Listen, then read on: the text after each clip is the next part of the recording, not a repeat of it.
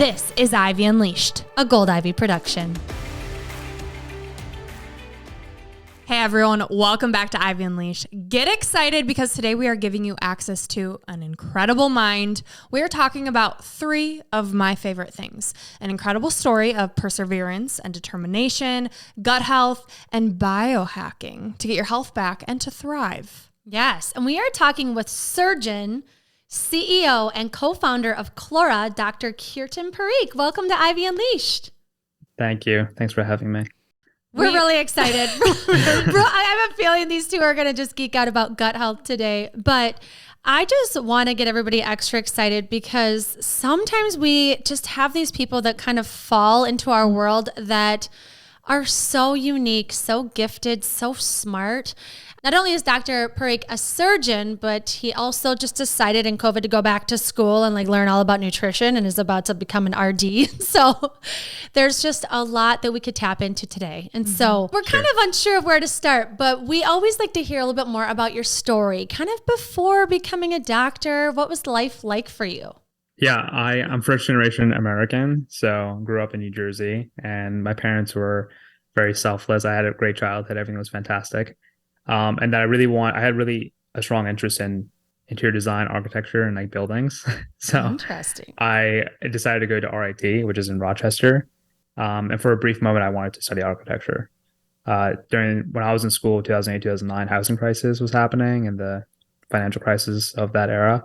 So I decided to go the route of going to prerequisites for med school, just because I didn't want to stay behind a computer or study behind a desk all day. And I didn't really understand the path for architecture and how I could be my own boss or build homes or do the interior stuff that I really wanted to do. I just didn't understand at the time. So I decided to go an easier route and get my prerequisites done for med school. Easier route. Okay. Yeah, it's tough, man. The architecture is not easy. Let me tell you that. Wow. But Did you have an interest in medicine or what? Yeah, I used to do track and field in middle school, and I had a podiatrist actually that was my doctor for all the ankle sprains I was dealing with from 13 to 20. And he was living a good life, had a great work-life balance, and was able to do his own business stuff. So I decided to go that route. I thought that was interesting. And I like foot and ankle surgery. I think it's easy. I think it's easy in the sense of it's instant gratification for a lot of patients that are diabetic, that have wounds, or if you have a fracture, you can fix it really quickly and see the fruits of your labor immediately versus something, for example, primary care, where you're dealing with chronic diseases and you see changes over a long period of time. Yeah. And everyone listening, you're a doctor, and I've seen my fair share of doctors, but Dr. Kirten is a little bit of a different doctor because you had your own health journey, your own health scare.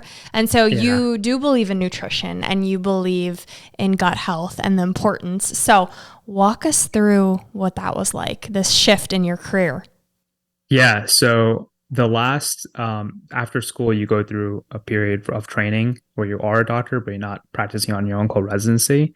Some people do something called a fellowship, which is after residency. It's additional training and specialty. So if you're orthopedics or hand specialty or whatever it might be.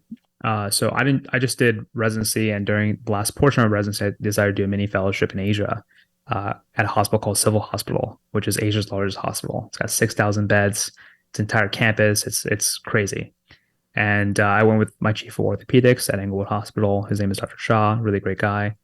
And we did 600 cases. It was nuts. It was just the volume of people there and pathology and surgery there is just insane. And they don't have the laws in place like we do in the United States in terms of liability or legal or even procedure in terms of sterile field, or it's just crazy out there. Anyway, so I spent a month there, and the last few weeks I was there, I got a hemorrhagic E. coli infection from something I ate. I don't even know what it was. I was staying in a nice hotel, eating food.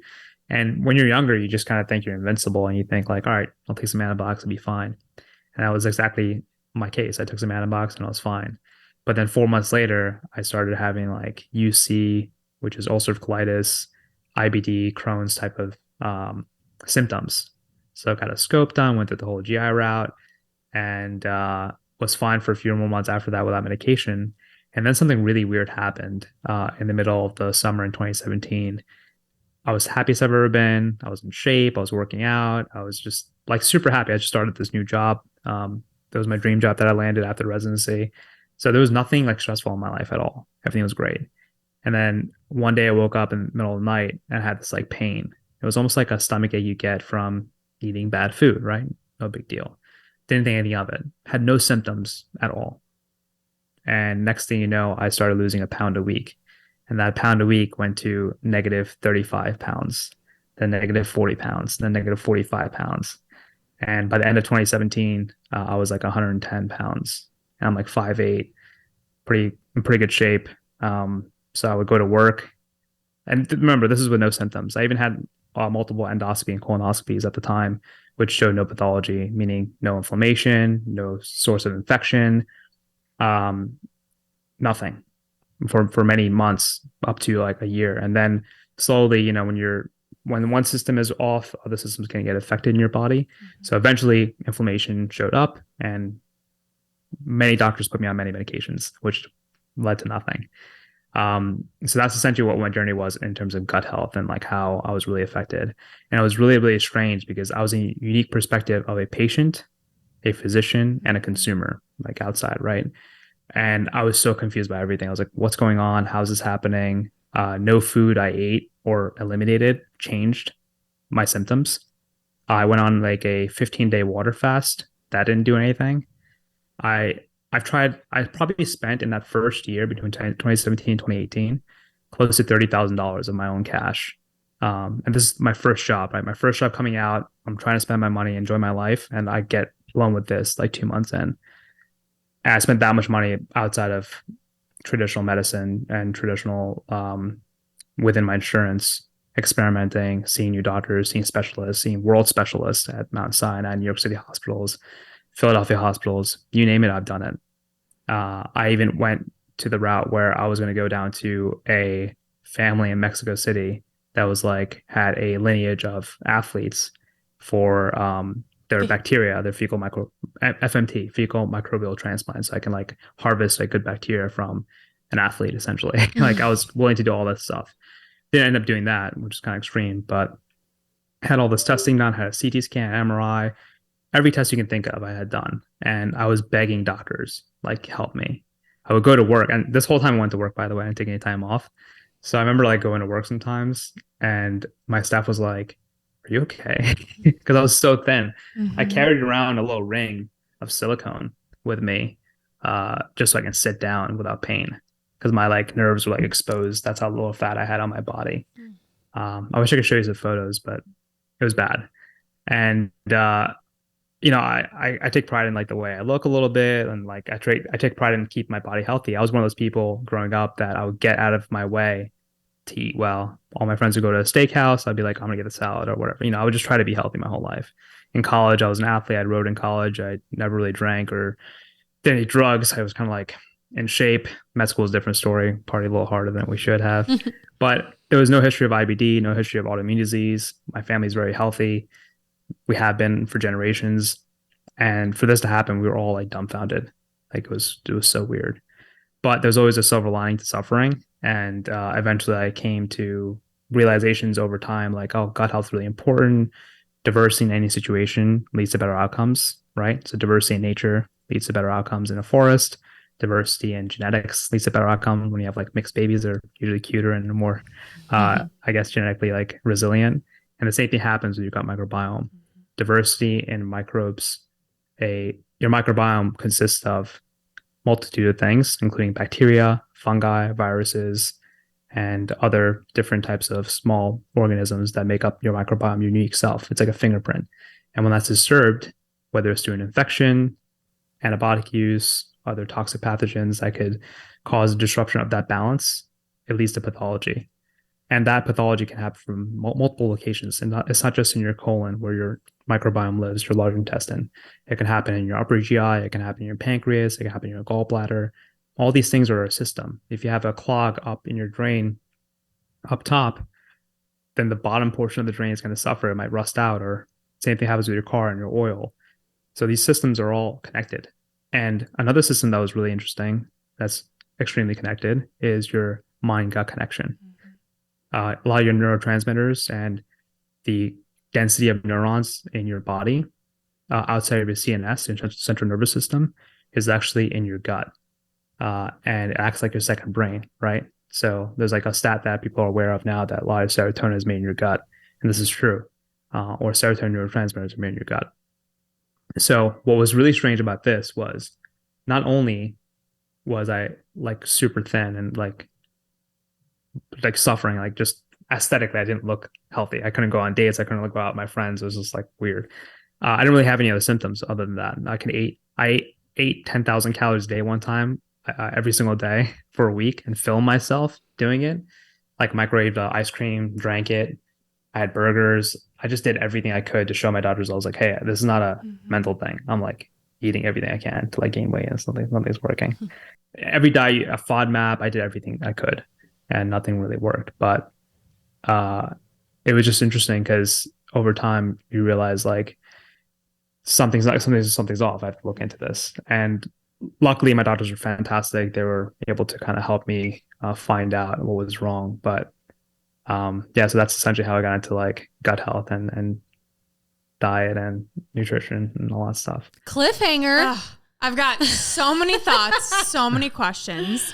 It's, everyone's gut health story is similar yet so different, right? My journey and yours, there's a lot of similarities of doctors not really knowing and the symptoms, but you didn't have symptoms. And it's just, but when your body is off.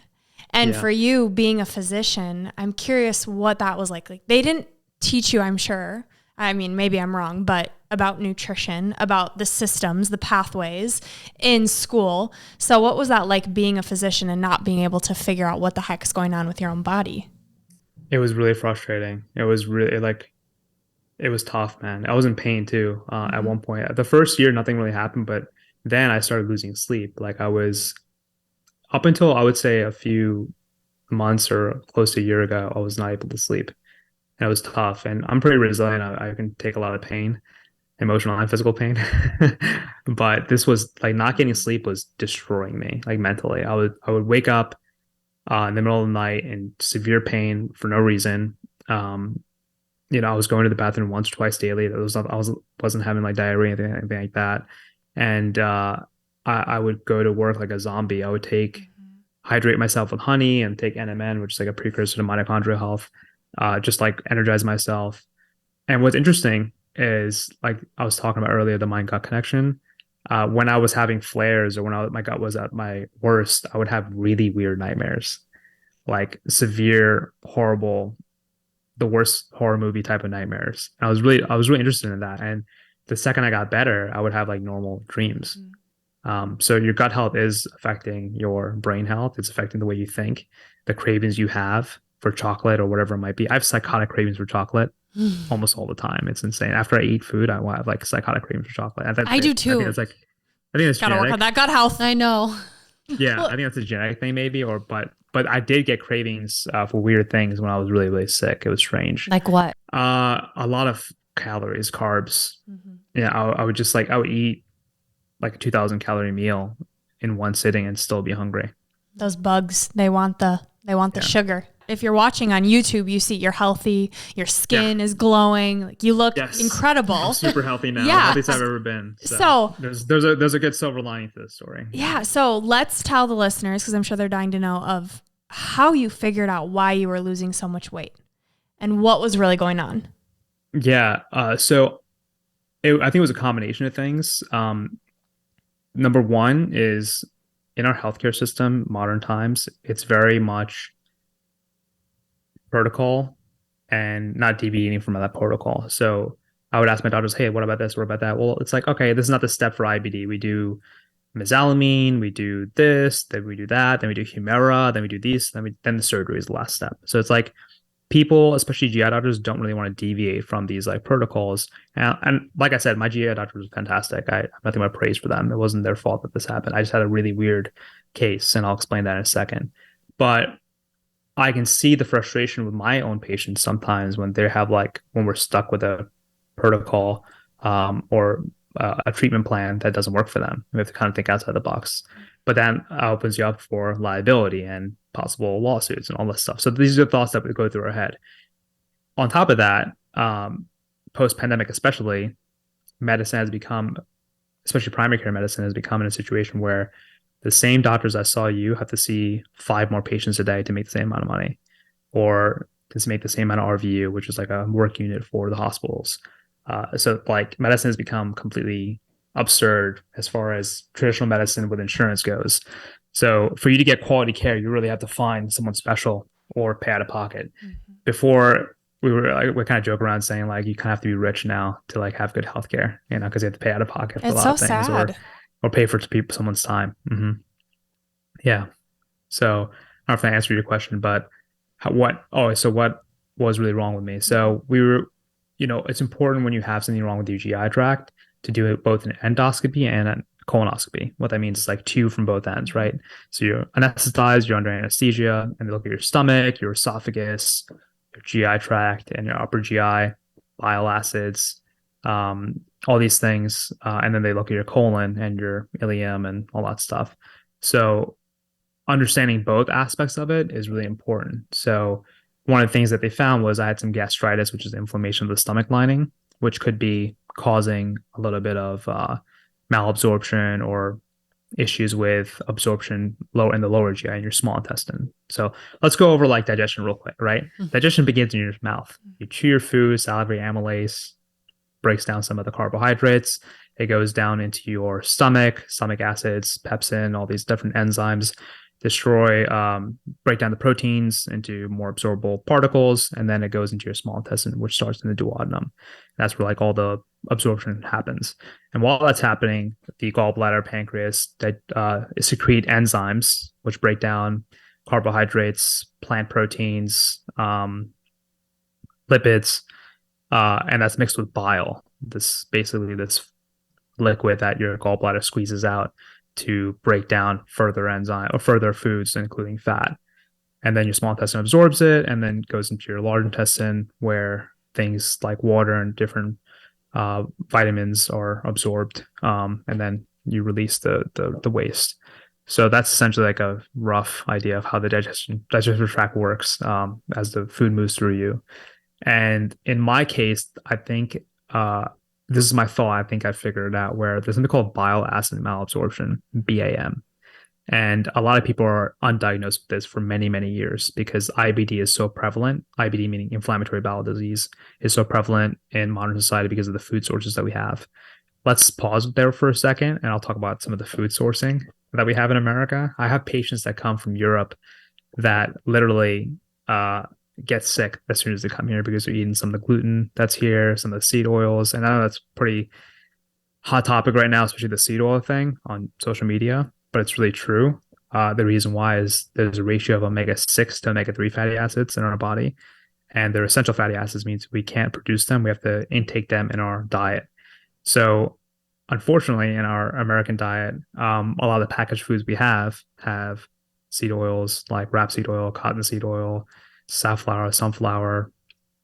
There's so many of them, I can't name them all, but they're omega-6 fatty acids and they're highly inflammatory. And the ratio in America is like completely off. It's like 20 to 1. It's insane. Something like that. It should be like 3 to 1, I believe. Omega-6 to omega-3 fatty acids. So one of the ways to get yourself healthy with that is to eliminate omega-6 fatty acids in your diet. Try not to eat out. Try not to eat Uber Eats or have like takeout because you don't know what they're cooking oil with. And increase your intake of omega-3 fatty acids through natural foods like wild-caught fish and nuts and things like this. So that's one of the things we learned in nutrition school. Another thing we learned in nutrition school, I learned more about nutrition and like whole body wellness in nutrition school than I ever did in med school. I went to decent med school. I went to Temple University in Philly. It's just like part of our protocol or part of our education, I think, system where we don't really learn about nutrition much, which we should. One of the other interesting things we learned about in school was this guy named Norman Borlaug. I think I'm pronouncing it correct. He won the Nobel Peace Prize for saving the most amount of lives than anyone who's ever existed. He saved 1 billion lives. And the way he did that was he created the lineage for, I believe, the pest-resistant wheat germ. So like the engineering behind like the seed that was resistant to different types of environmental disease. So this wheat crop, was able to proliferate and prevent famine in places around the world where people were dying. I believe this is the 1930s or 40s. I'm not sure, but it was sometime around then. And the side effect of that was that this crop and the seed was highly invasive. It needed a lot of fertilizer. So companies like Monsanto and the such were birthed from that era, and ruined topsoil, and the seed needed a lot of water. So over time, over many decades, monocrop agriculture has become a staple in America. And diversity, remember I was talking about diversity earlier, how it leads to better outcomes. Diversity in our food sourcing and diversity in our food has gone down drastically compared to 50 years ago. And that is causing a significant rise in autoimmune disease, inflammatory disorders, and general unwellness, and lowered well-being and lowered happiness and mood and depression. All the stuff we're seeing in Gen Z and millennials right now is, I believe, in part a side effect of our food sourcing. Yeah. So you're saying I'll stop talking for a second. even if you are eating healthy, the quality of what you're eating is nowhere near what it used to be. Yeah, I mean, there are, I joke with my patients. I'm like, hey, I'm a surgeon. I can barely afford to live because I spend a lot of money on food and food sourcing, and food equality is an issue too. That's a subject for another time. But yeah, I think it's really, really important to see what you're eating and where your food's coming from, especially now more than ever. I want to circle back because this is incredible information. But I'm sure that people are still wondering what really happened, how you figured this out. So you found out you had gastritis, and then what? I had a little bit of gastritis. I tried a bunch of different PPIs, which are proton pump inhibitors, which stop the acid in your stomach from secreting, but they made my symptoms worse. So I was put on a lot of medications. I was put on Humira, I was put on Xeljanz, I was put on mesalamine, Stelara, and these drugs cost me thousands of dollars out of pocket to try, and they did nothing for me. These are all drugs that kind of stop inflammation through suppressing your immune system, which was kind of antithesis to what I wanted to do, because I was like all about health and wellness, preserving my youth, being healthy, and all that stuff. So there should be like a refund policy. Like, oh, that didn't work. Here's your money back. Like, yeah, there's definitely no refund policy, especially on these medications. Yeah, so I tried all the medications that the doctors wanted me to. Even prednisone didn't help. Eventually, I came across some research on bile acid and why bile acid is so important for absorption of fats, absorption of nutrients, overall digestion, and a decrease or a pathology where your gallbladder has stones in it or whatever it might be, can cause huge digestive issues. And some people might be inflammation, some people might be weight loss, some people might be weight gain, or other issues down the line. For me, it was weight loss and this nighttime pain that I was having and all that stuff. So I tried some bile acid binders, which really, really helped. As soon as I started taking those, I noticed a big difference in everything. It was like literally within 24 hours, I started gaining weight. It was nuts. And I kind of stuck with that. That was like my end kind of result in terms of how I got better, was I used bile acid binders. And there's a few stories on YouTube, specifically from this one woman who she went 14 years like I did, and got worse each year, and went through, she lives in the UK. She went through specialist after specialist, kind of like my story, where I went to like the best doctors in the world. And I had privilege too. Whenever there was a test I needed to do that had a 6-month wait, or a procedure I needed to do that had a 3-month wait, I was always ahead of the line because of just my relationship with my colleagues. So I had privilege, and it's fine, but I can only imagine someone suffering that didn't have the knowledge I did, that is going through this right now. While someone's parents are trying to help them, I'm sure my parents suffered through this as well. As much as I tried to hide it from them, my family definitely suffered a little bit, seeing me the way I was. So not giving up on yourself and being your own patient advocate is really important in the situation. But along with that, in my journey, I learned about how probiotics, prebiotics, postbiotics are really important.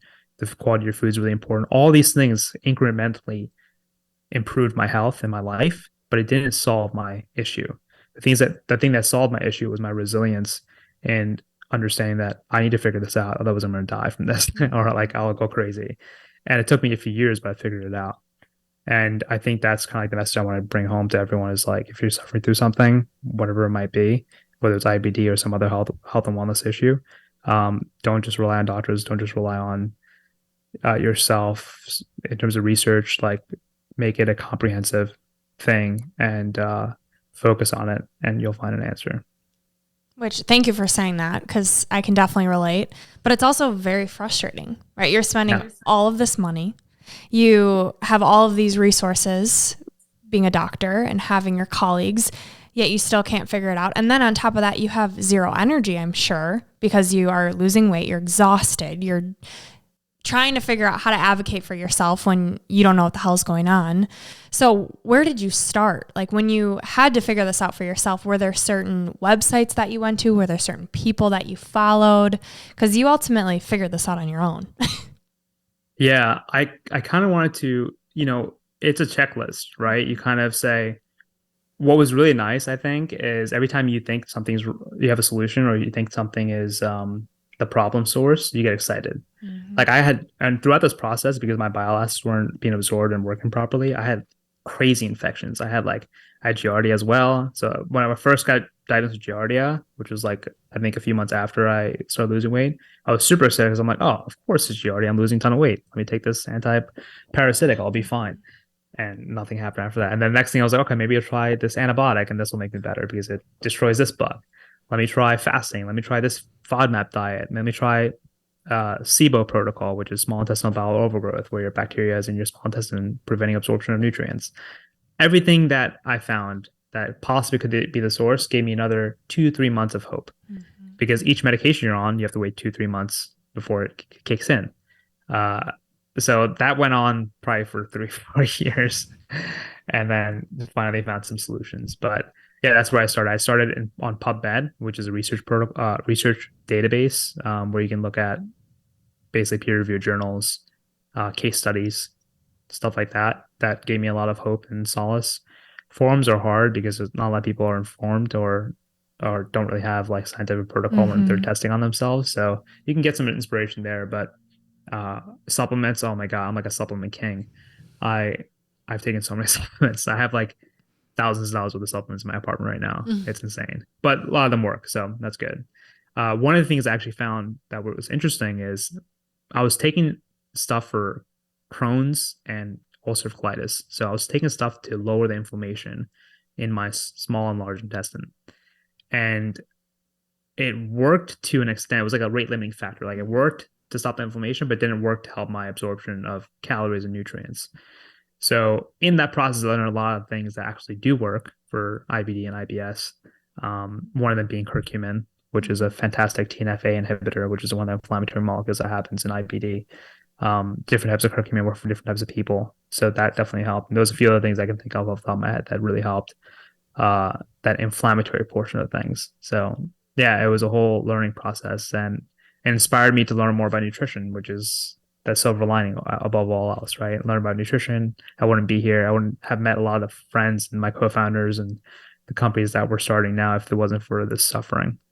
Yeah. I'm so happy that you're sharing this information because there's a lot of people that have gone through what you've gone through that or still are and they're sitting in silence. Maybe they figured it out, but they're not sharing it. So I'm so happy you're here to talk about not only what you learned about like what was good for you, but like your mental health experience, because as an outsider, being friends and family and business partners with Brooke, she's in a lot better place now, but I know exactly what you're talking about, where she would get really excited and she would be trying something new and would be pumped and she would just feel like maybe this is going to be it. And then the low part of that roller coaster was so low and so sad and so hard to watch as someone that feels hopeless for her. Like I don't know what to tell her what to do. And it's such an isolating thing because you guys are both talking in this language. If you haven't had gut health issues, then you're like, what are you trying? Why do you think you need supplements? It's like really hard to support people in it. And so I'm curious who that was for you. Like who kind of helped you or what did you lean on to kind of get through those low dips in your mental health space when things didn't work? I think when I first graduated, I landed this job, which is my current job. I've been there for 4 years. It was my dream job. It still is. I love it. It's like I have this beautiful office. I can do whatever I want, which is fantastic. It's like I work for a multi-specialty group, cardiovascular group that does everything under the sun. And one of the specialties is my specialty in there. we kind of helped start the multi-specialty division of this practice. So at the end of the day, I was still able to work physically. And when you're in the operating room, it's really, really weird. It's like one of those zones where nothing else, it like everything becomes like this, and you think of nothing else besides what you're focused on, and your pain goes away, your thoughts go away. It's just like complete flow state, and that would happen once a week for me for many years. So that was kind of like a nice. I know it sounds cliche, but it really worked. Like going to work and focusing on stuff like that helped. Um, Talking to my friends, like traveling a lot. I would go to California a lot. I smoked a lot of weed. That helped a lot for my IBD and whatever inflammation was happening. It would kind of numb the pain a lot. Um, yeah, I think my friends helped a lot at my job. I would say more than anything. My parents obviously helped much. They helped a ton. They were there for me. It was fantastic, but uh, it was tough on them. So eventually, I just cut it off. I cut off some of the news or some of the things I was spamming to. I was like, "Oh, how you doing? I'm doing great. Fantastic." And then I was kind of like vent to my friends now instead. Yeah, which sucks, right? Because you want to tell your people want to help you, but it is such a foreign concept if you've never gone through it. Yeah. Like even The only talking. person that could have helped me was me at that point. Yeah. Like Yeah. I was like, I have to figure this out. No one's gonna figure it out besides me. And So people, right? Like we both get a lot of feedback on TikTok with what we're sharing about our gut health journey, and everyone wants just the magic pill. And it's way more than that. Supplements, yes, there's a time and place. 100% agree with what you're saying, but it's so bio-individual. You have to figure out what is going to work for you. So I'm curious now that you know what you know. You went back to school, got this nutrition degree, you're working after it, you started Clora. What are you hoping to turn this pain into? This message. What is your new message with this mess? so I know we're gonna like end the thing with a quote, but I'll quote it now. and the quote is discomfort is the price we pay for a meaningful life. I think the quote is a little different. It's by a psychiatrist from Harvard. I forget her name, but it's something along those lines. Like, so discomfort is the price we pay for a meaningful life, right? And so like I think everyone that goes through some success has to go through some suffering. And in my case, this was my like lifetime, hopefully, suffering and a lesson to kind of spread the word about how we can optimize our health and stay youthful and not give up on something that's really unknown or something that is put upon you without reason. Because I have a lot of patients that, and it was what was really weird. It was like this like dichotomy of me seeing patients. A lot of them were obese, diabetic, smoking, perfectly healthy, great genetics, and they would do this to themselves, whether for whatever reason. And I would just sit there, and someone's complaining about their weight, and it's completely under control. And I was in a situation where I was dying for no reason, like losing weight, and this person's talking about how they don't feel like being healthy, and it was very frustrating mentally, subconsciously to kind of deal with that while I was going through what I was going through. But the message is like, you're in control of a lot more than you think, and if you take action on it and really like focus on the positive things on what hopefully you can achieve with your health goals, what's on the other side for you is really beautiful. Mm-hmm. And I love that you've created a business also. I don't know what else you have going on. Jeez. I don't know when you find time to have fun or have sleep, but I would love to hear about you helping create Clora, tell our listeners what it is and how it can help people. Yeah, I'll tell you the story behind that, which is interesting. So my two co-founders, John and Dan Snow, they're actually like media titans. Dan runs Rap TV, which is like, I think they have like 2 billion impressions a month. It's insane. Like it's the biggest hip hop channel in the world right now. And John, who I grew up with, he went to dental school and subsequently the Air Force. He's an orthodontist. He also is in marketing now full time. And so we all grew up together. Dan's younger brother, John and I are similar age. And I kept running into Dan in the city. And like when you're friends with someone, you really hang out with their younger brother. So I saw him like 5 times. Like, hey man, like here's my number. If you're ever around, like let me know. Because John I think he was away or he wasn't around. So then we just started talking about biohacking. Dan's like super into health and wellness as well. And this is in during the pandemic in 2020, I was in school, nutrition school, and I learned about HMOs, which are human milk oligosaccharides, which are found in breast milk.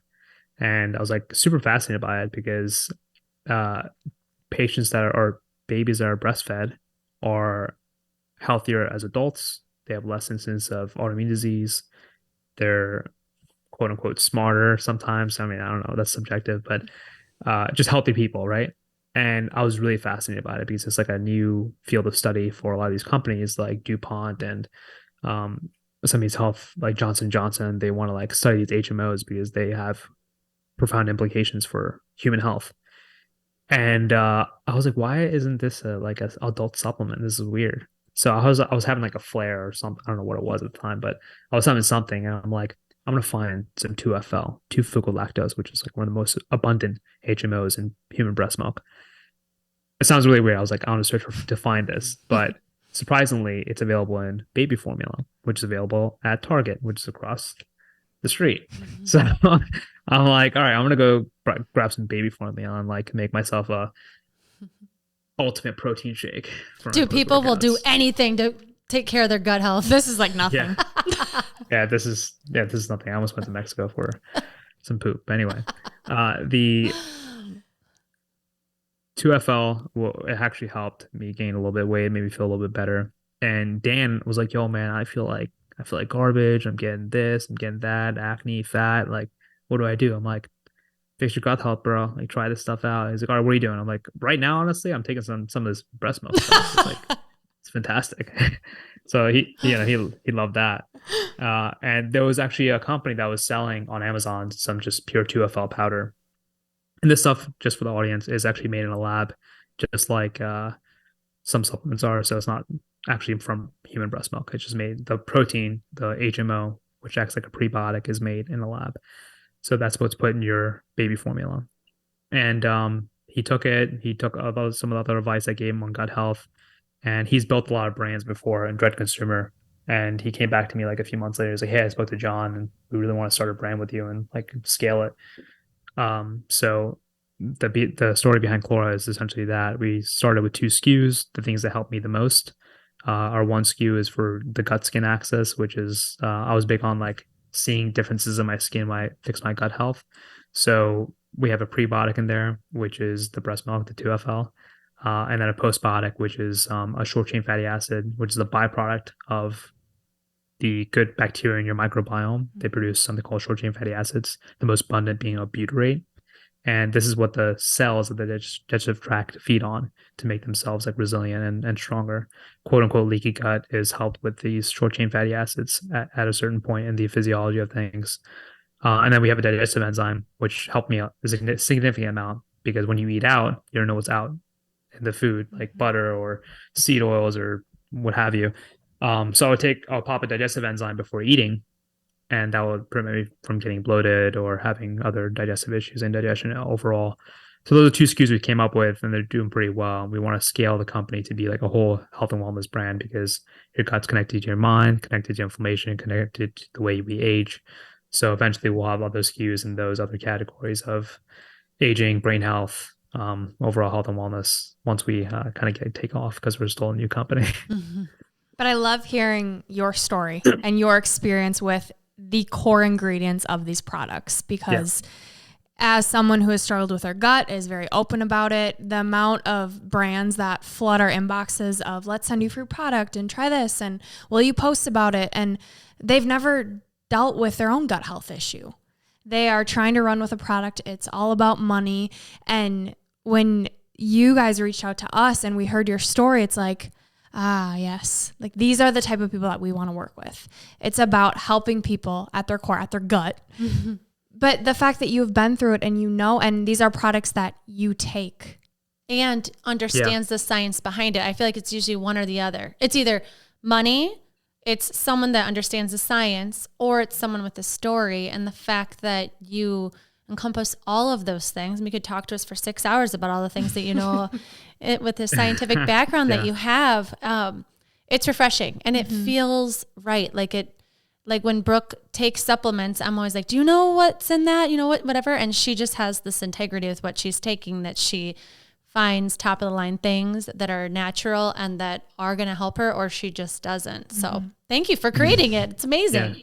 Yeah. No, my pleasure. Yeah, definitely. And I'm a big, like I said, supplement prince, I like to call myself. And I make sure that wherever I buy my stuff from is like third party tested, is domestically sourced or European sourced. I just like really try to make sure that things are the highest quality. And the same goes for Quora.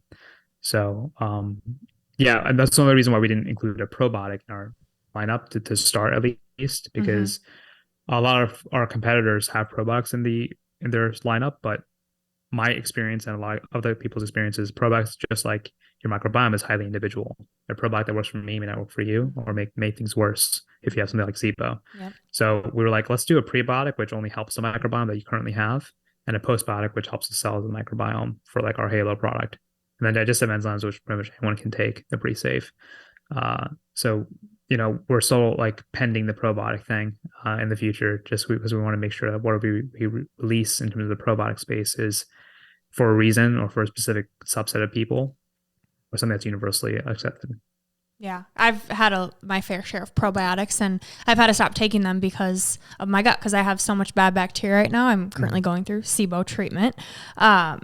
It never ends, it feels like. But knowing what you're taking and why is important. And when you are struggling, you will try anything. And I think the same thing goes with supplements, right? Of, okay, let me try it. But at the end of the day, it's a waste of money. So I would love to know, through your journey, what you have found with supplementing, what you feel like you can get through food and what you do supplement. So what my supplement routine is, that what you want? All of it. Okay. So I think when you're in a flare for some certain things, there's this supplement called Cure QD, which is basically curcumin and king dye, which is indigo dye, I think indigo dialis, something like that. It's combined. So that helps with colon inflammation, particularly. I've found that supplement to be useful. But my daily supplement routine is actually more of an anti-aging routine, which I think is pretty impressive.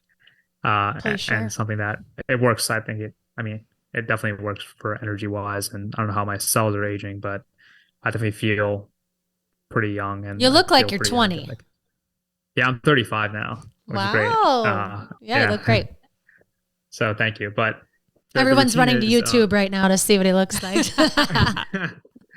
Yeah. The routine I take is I supplement with a molecule called NMN, nicotinamide mononucleoside.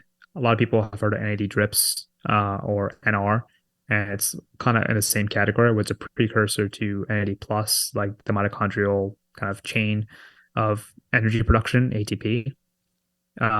So that helps with just cellular health in general. I don't take it every day. I take it in cycles of like 2 weeks on, 2 weeks off.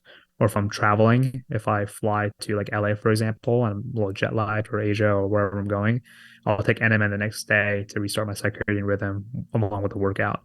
That usually helps a lot. And then I take a supplement called spermidine. Weird name, great supplement. It's made from wheat germ. It was first isolated, I guess, in sperm. That's why the name spermidine. But it helps with the notion of autophagy. Autophagy is like cell cleaning, cell death, all that stuff. And it helps like that fasting state to help clean your body and kind of help support your cells. And the side effect of spermidine supplement, or the good side effect, I should say, is for me particularly, it reversed some of my gray hairs. So I had some gray hairs on my chin, which it reversed, and it helped my hair a little bit. Some men have men and women have better results as far as hair loss goes than I did, but it made my hair maybe a little bit thicker or a little bit softer. But apart from that, like, I'm taking it for cell reasons. Every living thing that spermidine has been given to, nematodes, yeast cells, mammals, reptiles, has like lived 30% longer. So I'm taking that for the near future, or for the foreseeable future. Why do you think that we've never heard about it, or like why I've never heard about it? Half of these It's pretty new. I think it's pretty new in the literature, I would say. Okay. There's only a few companies selling it right now. Is it expensive? It's very expensive, yeah. Oh, there you unfortunately. And I think it's getting cheaper. So NMN was very expensive 5 years ago, and the cost has gone down significantly. I think spermidine actually has gone down significantly in the past 2 years too. So there might be other sources. The source I have is It's fairly expensive, but there's other ways of getting it. Chlorella is a great source of spermidine. It's fairly cheap. You can get like a bulk, I think, 16 to 18 ounces for like $60, and that'll last you like a few months at least. Well, we're gonna ask Dr. Parekh for the list of this, and we'll put this in our blog, because if anybody's driving right now, they're like, "Wait, what did he say? Yes. What is that called? How is it spelled? Where do I find it?" I have a Google Doc. It's nicknamed "Forever Young." Health Preservation fitting. Pearls by Kirten. Oh And man, I sent to my like friends and startup, and it's just like a viral like Google Doc that just went around. Okay, well, here's my Silicon Valley. email. You can share it too. I'm just kidding. But Sure, I think this speaks to the importance of having people in your circle who are doing the things you want to be doing, right? It's like for me in my healing journey, when I started following people that had healed their gut, that had reversed their diagnosis, it was like, oh, this is possible. Okay, let me start feeding myself and consuming this information versus my current friends that had no idea what was going on. And it wasn't anything against them, but it was like, there are people who know what they're doing, and those are the people that you need to follow. So if you are listening, you're dealing with gut health issues, or you have an undiagnosed condition, start paying attention to who you're following, because there are people out there that can help you. There are people out there that have reversed symptoms, have gotten to their root issues, and a lot of it is through nature and listening to their body, getting their body to really heal itself by nourishing it and slowing down enough to listen to what it needs. You know, I'm sure you can relate going to all these doctors. It's just like this vicious energy. Listening to your body is really important. Yeah. For sure. You know, and doctors were trying to convince me like, hey, try this drug and you'll be perfect in 6 months. And 2 weeks later, I was like, no, this is not it. This feels wrong. And then every now and then you get like a little bit of a result, like, oh, I gained like 5 pounds. Maybe this drug is working. But I didn't want to be on, like, I had such a good, usually when you have Crohn's or something severe like that, you have something that's off, whether you stopped smoking or you had tons of antibiotics as a child. Like I had none of that. I wasn't diabetic, nothing. I had no comorbidities at all. I was not stressed out at all. Usually some stress form or some trauma. Nothing happened to me. It was completely out of nowhere. And that's why I kept pushing. I was like, no, were you stressed out, Dr. Parekh? No, I wasn't stressed out. Did you take it? No, I didn't do any of that stuff. Like, and then eventually I just said, stop, you just get tired. You're like, all right, I'm going to figure it out. So do you think when you first got the E. coli in Asia, it was something left over with that the antibiotics you were on after that just kind of didn't clean it all up and just made it worse? What do you think really happened? I think, I do think that infection or trauma can kind of start this cascade of inflammation, and a lot of the inflammation, especially in IBD, IBS, is like was it a positive feedback loop, or the inflammatory circles are prevalent where if you don't stop the inflammatory cycle, not cycle, then it might get worse the next cycle, right? So that's why some of these drugs, I'm not anti-drug by any means, but some of these drugs like TNF-A inhibitors or Humira or Xeljanz, which is a JAK inhibitor, stop the inflammatory cycle, allow your cells and the lining to heal, and then eventually, hopefully, you wean off or you find a way out through other means, through diet and supplementation. But yeah, you have to stop inflammation. That's step one. And once you stop that, the cells can heal. You get a little bit of a break, and then hopefully you can get some relief.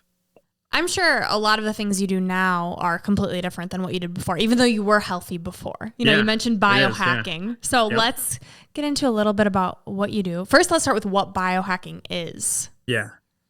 So I would say like biohacking is, I don't know the specific definition for what biohacking is, but for me, it's a change in some of the behaviors throughout the day that accumulate at the end of the month or at the end of the year to improve your life, your mental health, your physical health, spiritual health, everything included. So that could be supplementation, that could be behavior changes, that could be the people you surround yourself with, which is really, really important. One of the pillars of this whole thing is, I have like 3 pillars. It's like gut health, nutrition, environment, and then sleep is the 3rd pillar. So those are the 3 pillars for biohacking in my head. And they all relate to one another. What about environment? Environment could be a lot of things. The environment you sleep in, the people you surround yourself with. So let's start with sleep. When I sleep, I'm not speaking from experience right now because my sleep schedule is really, really off because I'm constantly traveling and stuff like that. but you're supposed to sleep at the same time every day, in a dark environment, in a cooled environment, around 68 degrees. And the way I achieve that is I have a bed mattress cover called 8 Sleep. It's expensive, but it works. And what it does is like this cooling pad for your mattress that when you fall asleep, it like brings your temperature down to whatever it needs to be throughout the night, so you get deeper sleep. I wear an eye mask sometimes when I have some light in the room, or use blackout shades. I wake up without my phone for the first hour. That's really, really important. I think dopamine fasting, quote unquote, that's a bad name for it, but avoiding some of the dopamine spikes is really, really important for your overall mental health and overall health in general. I'm going to go off on it for a little bit, but Go. I think, yeah. Okay, here's a fun experiment you guys can do at home. Okay. I want you to, if you have kids, I want you to watch a children's show with your child. Or if you don't, go to YouTube and type in Paw Patrol or any other children's show, any other modern children's show. Doesn't matter where it is. Type in an episode of it, watch an episode. Watch it for the first 5 minutes. I guarantee you that each scene won't last more than 5 seconds. So you'll have like two dogs and Paw Patrol talking, whatever. Scene will be here, then it'll be here, then it'll be here, then it'll be here, then it'll be here. It's like it changes scene because every time a scene is changed, it's a little spike of dopamine. So your attention is fixed to the TV. And that's why these goddamn kids get addicted to these shows. It's the same thing that happens for adults when you're scrolling on TikTok or Instagram Reels or YouTube Shorts. And trust me, I'm not immune to this either. I'm fully addicted to my cell phone. I'm aware of it, but I'm aware of it. That's the key. A lot of children aren't. A lot of young men and women are not aware that they're addicted to their phones and that dopamine is being destroyed in the receptors all day, constantly scrolling, especially before bed. So before bed, I try not to. I have tons of books by my bed because I'm trying to read before bed instead of looking at my phone.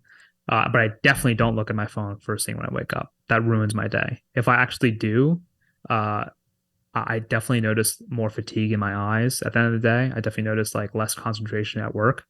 So for an hour, I wake up, shower, brush my teeth, do everything, get dressed, take my phone, which is still on airplane mode, get in the car. Then I turn my music on, but right before I get to work, I turn on the stuff and I get all my notifications, which is a lot usually every morning. And that helps a lot. So that's like one portion of, I guess, my behavior change in biohacking. What have you done with products? I'm curious because you mentioned environment and, endocrine disruptors and your hormones, and there's a lot around biohacking with that. So I'm curious what you've changed with that. Yeah, I don't consume anything from plastic. I try not to. Obviously, you can't avoid it when you're ordering in or takeout or eating at restaurants or whatever. But I try not to, especially like hot soups and stuff. Like if you're ordering like Chinese food or hot soup, you're getting it in like plastic, boiling plastic that you're drinking up. All these things are phthalates and plastics that cause endocrine disruption in men and fertility, especially in women and men. There's like the stat saying like 30 to 35% of women after 2040 are going to have issues with reproduction and conceiving. And that's why even friends of mine are having like really expensive treatment to produce children. It's insane. So I avoid plastic as much as I can in all my foods, especially hot foods. Again, avoid is the key word. I'm not obsessing over like, oh my God, like this is not plastic, I can't eat it. I just try to avoid it. The second is water, my water source. There was a study, I live in Hoboken right now, and I don't know if it was a study I read or something about like GI cancer in Hoboken. And I was all right, I'm going to just not drink the tap water in Hoboken. I don't know if don't quote me on that. I don't know if it's true or not, but I think everyone should filter their water. I have a reverse osmosis filter on my desk right here that I drink from. It's called AquaTrue. And then I have a Berkey filter at my sink, which is just like a drip filter that filters out fluoride and things like this, which are neuroendocrine disruptors as well. So you don't know what's in your water. The city might not know, but even if the city cleans your water, if you live in an older building, your pipes might be, who knows what's in your pipes. So I think filtering your water is a great baseline to start. And it definitely tastes better for sure. As he takes a sip. I love it. I love all the little tips. When I was first getting started, it's super overwhelming. And for someone listening who might not have had a health scare or has symptoms, to think about making all of these changes is like, why? And part of me feels like I'm blessed that I'm forced to make these changes that in return are making me live longer and healthier. But when you learn more and you educate yourself, you can't unlearn these things.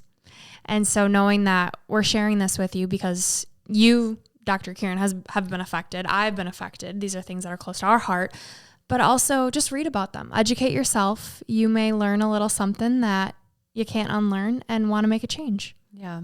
Yeah. And that's why we like to give lots of tips, right? Take what you want, leave the rest, revisit the episode.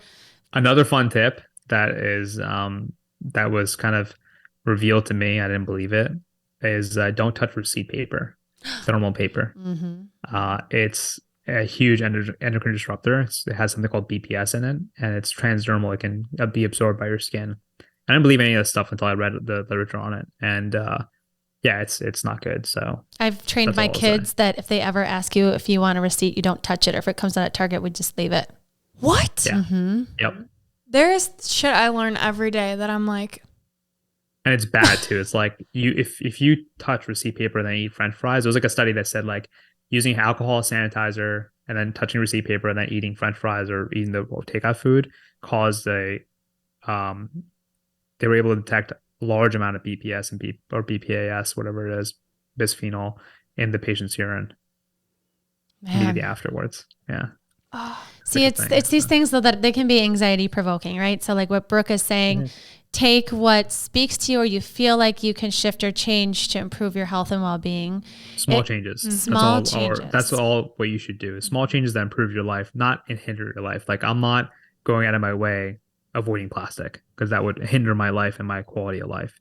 And it will hinder my social life too. I think part of being healthy is being social, being around people you love. So if you can't eat the foods you love once in a while, what's the point of living if you can't enjoy yourself, right? If I was keto for 2 years and I had a burger, I would die. Like my body wouldn't react. So I even tell my patients, I'm like, give yourself some stressors, but eat healthy throughout the week. Be disciplined throughout the week so that you can party on the weekends, or be disciplined throughout the month so that you can go to your mother's engagement party, your mother's birthday party, and enjoy the foods with her, with your family. Like your body also responds healthy in a healthy way to stress and adapts, but you have to give it that stressor. I'm so glad you said that because you will drive yourself nuts if you try and do everything perfect, and that in return is defeating the purpose. I think I would get so stressed of I'm doing everything right, everything, and my friends over here are partying their asses off, eating like shit, holding receipts, holding receipts. And I'm the one wanting to die. Drinking tap water. Yes. And so, it's at a level, right? I think you have to heal yourself enough where you can tolerate certain things.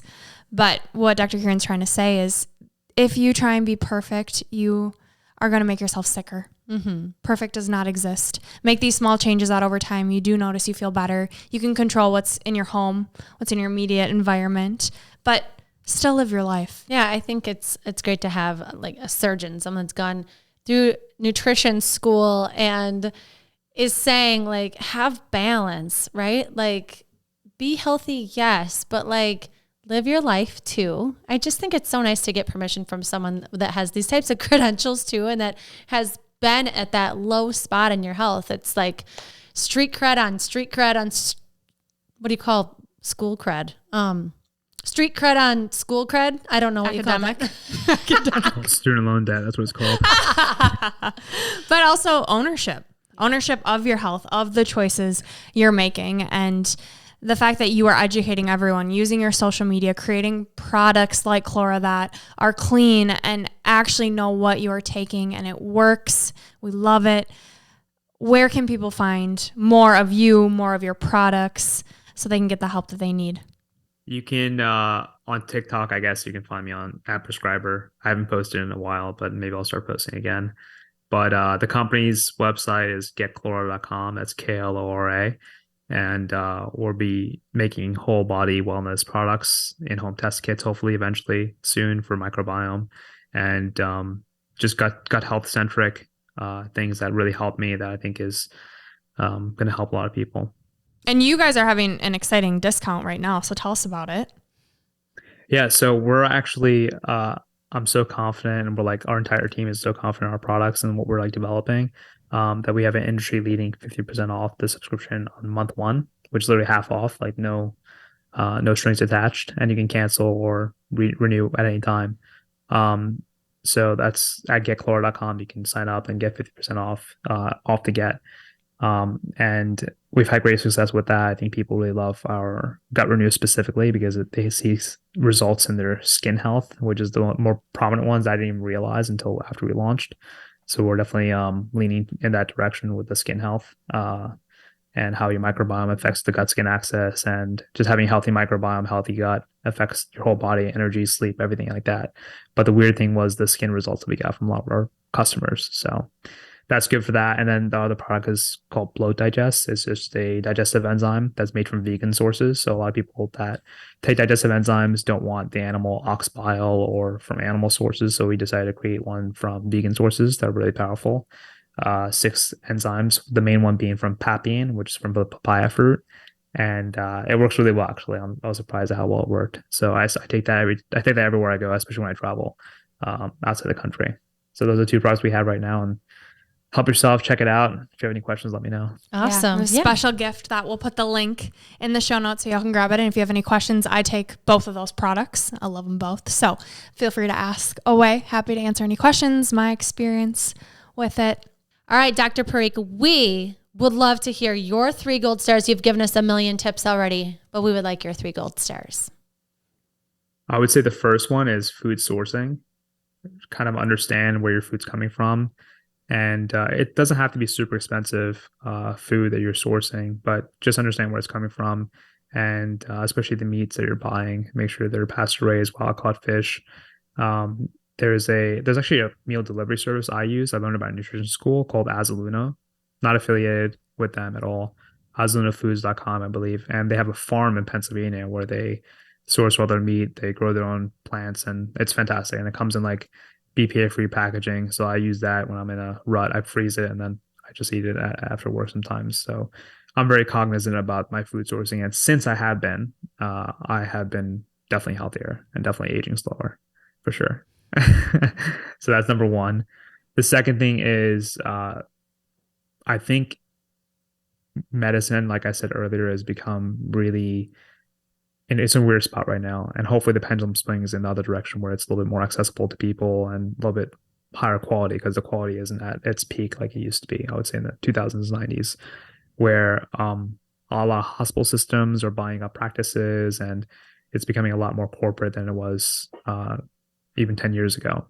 So for that reason, I think you have to be your own patient advocate, whether you're going through something chronic or you're going for a regular checkup. If you're bothered by something or if you need help, like make sure the doctor knows. And if they don't know, go to a different doctor. If they don't know, keep pushing forward. Look at online resources. Talk to your friends. Talk to friends that are other doctors that can help you find resources. Because luckily in my situation, I had the resources, but it was still difficult. So don't be disheartened by that. And the third thing is along the lines with the second thing is surround yourself with really good people. Ever since starting, we started Chlora a while ago, but it took like a year for us to get started because we wanted to do it right. During that process, I was traveling to Miami, going to LA, meeting all these people, and being a founder, first-time founder.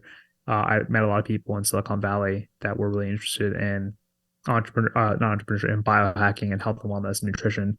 And I've made like lifetime friends from that. And because of like my founder journey and starting this company, my whole outlook on life has changed because I've been surrounding myself with people I align with more than I ever have been. And because of that, it's like a rolling effect, a snowball effect, where I don't have to seek this out anymore. People that I'm aligned with come to me, they're attracted to me, or I'm attracted to them. And throughout my job or during the weekends when I go out, I just kind of drawn to these people, and it's enriched my life in ways that has enhanced my mental health in ways that I can't even describe how it's helped me out. So I would say that's star number 3, and it's an important one. So surround yourself with people that you love. Make sure you hang out with your parents and your family because they're aging too, right? They want to see you, especially your mom and dad. And hang out with really good friends that help you grow, that support you too. You know the ones that support you. You know the ones that are jealous when you succeed. So eliminate those and get the other ones more aligned. Well, we're so happy you're in our circle now because you are just a really unique, very special person. And you can tell with your energy that you want to help people feel better. You want to make this more accessible. And that's what we need more of, where you have fun, sweet, caring energy, but then also, the science behind, like, it's just very unique. Yeah, I came to win. I'm gonna turn it on too. Don't worry. I love it. I love it. We're so happy we met you. And we have more questions for you. Yeah, Unleashing Ivy. Rapid fire questions. Are you ready? Yes. What is something you've done for your gut health, or maybe just your health in general, that people would find surprising? I apply tretinoin every night before bed, which is like a Retin-A that a lot of women use, but it works really well, and I tell men to use too. Is that why you have no wrinkles? I have no wrinkles. Yeah, I have no wrinkles. That's literally why I've been using it for like 3-4 years now. Mm-hmm. Don't you have to have a prescription for that? Yes, you do. Okay. Well, I'm glad I know a doctor. Exactly. Yeah. You get to prescribe yourself things. It's great. Yeah, I got this prescription from New York. I just went on a trip out there, and it's so weird how it landed in my lap. Okay, my question is has nothing to do with medicine. You have mentioned traveling a lot. So I'm curious, your favorite place you've ever traveled and where you're looking forward to traveling in the future. I really like Spain. I'm a big foodie. I love food, and Barcelona, Madrid had really, really good food. I do like locally going to Miami and LA just because I have a lot of friends there, and I just like the sun. My skin needs sun. But I really want to go to Japan soon. Yeah, big time. I'm going in June. Are you? Yeah. She'll let you know how it is. Gonna climb Mount Fuji. Are you? Yes. Wow. Yeah. That's impressive. Oh, I think we talked about it last time. That's amazing. Congrats. Thanks. I'm excited for you. Yeah. Travel. It does something for the soul. Like you said, with the It does. energy. It's all about I energy. will say one thing. You know why? Okay. Another thing I wanted to kind of mention, I think it's important for listeners to hear, is don't delay your gratification if you want to do something. So I bought a car when I first graduated residency. It was a stupid move, but I'm not talking about material things. I'm talking about experiences. On my graduation gift for residency, or for graduating med school, was one of my med school friends and I went to Yosemite, just him and I by ourselves. And it was gorgeous. It's one of the best places in the United States to go to. And it doesn't cost much at all to like stay there and to really enjoy. You can spend a whole week there and still be exploring. Anyway, so to go to Half Dome, which is one of the big mountains or one of the big hikes up there, you have to get a permit. And the permit is granted by a lottery. So this is in 2016 I went. So every year since then, I was like, oh, I'll go for the lottery. I'll do this. I'll do that. Never did.